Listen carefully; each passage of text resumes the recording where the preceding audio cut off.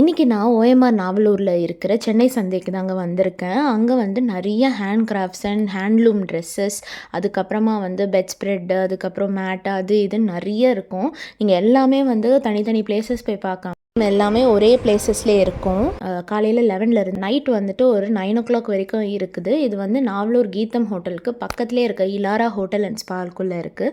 அங்கே நான் white varieties of clothing எல்லாத்தையுமே வந்து எக்ஸ்ப்ளோர் பண்ணேன். எல்லாமே சூப்பராக இருந்துச்சு. நான் இதில் நிறைய வாங்கிட்டும் வந்திருந்தேன்.